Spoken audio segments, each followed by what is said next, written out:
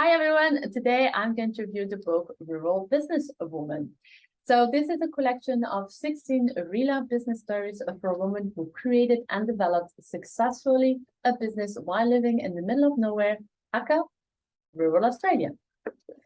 So the reason I picked up this book is that I felt very related to this woman. While I live in Singapore, which we cannot consider as the middle of nowhere, I was not allowed to start working here until recently. So when I started my business, it was like living in the middle of nowhere because I was living in Singapore, but I had to go look for my clients in Australia, the US, everywhere except in Singapore. So it gave me a little bit the impression of living in the middle of nowhere.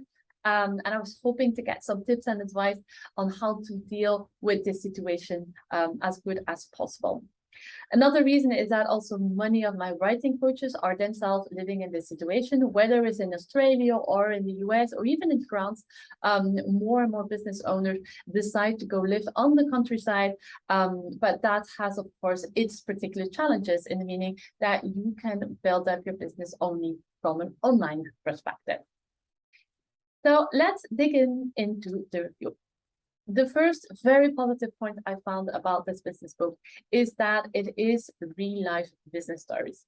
I'm a little bit fed up of hearing of people telling me, oh, on Monday I lost my job and on Tuesday I became a multimillionaire because I found that one particularly hack.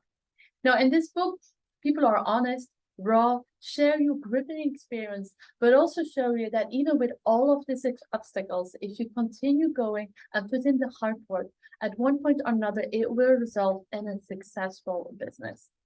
I particularly advise here the story by Linda entitled Overcoming Obstacles. A second point that I really loved in this book is the focus they put on financial education. So it is one of my pet issues. I think even today, we do not focus enough on financial education for women and specifically for women entrepreneurs.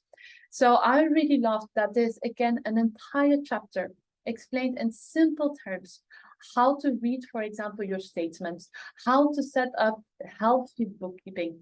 I am sure that many women out there don't dare to admit that actually they have no idea how to read their financial statement, but have also no idea where to go look for that information. So people, get your hands on this book and go for the chapter that is entitled Bookkeeping to Grow Your Business by Emily. Now, one negative point, because there have to be one, obviously, is that I think that they could have gone even more further into the specific focus on rural businesswomen. I'm giving you a specific example. So there is this piece by Sarah, who's a copywriter for rural business owners. And in her piece, she talks about how to dress yourself to horse riders. Because when you live in the middle of nowhere in Australia, chances are that many of your clients will be horse owners. I thought that was absolutely a brilliant example of how to really know your public, how to really know what to write and how to address your specific public. Now, unfortunately enough, I haven't found that specific focus, which is the title of the book, in all of the business pieces. Now, in conclusion, I think this is a perfect business book for anyone out there who thinks about setting up his or her business, living in the middle of nowhere and has no idea where to start. The book is really a roadmap to setting up your business. You start with thinking about your mindset, then you go to the second part, which is getting started. Then you go over to part 2 is marketing. And finally, they even have a chapter on systems for growth. I hope this review has been useful. If you want to hear other reviews, if you have any comments, or if you want to have just a chat with me on what you thought or didn't thought about this book, feel free to join me at my monthly business clinic. It takes place every last Tuesday of the month. For 30 minutes, you as a writing coach, you can drop by and ask me any question you want regarding your writing coaching business. I'm wishing you a very happy day and I hope to see you soon. Bye-bye.